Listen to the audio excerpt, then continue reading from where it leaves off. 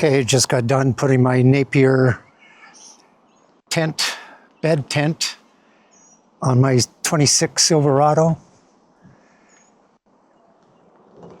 You know, for the first time, it actually did go together pretty good. You know, a couple things I had to figure out.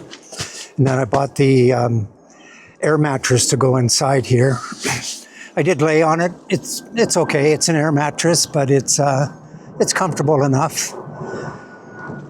And then the trick, I actually put it together inside the box at the truck. And the hardest part really was getting the fly on it. But I did figure out a way to do that.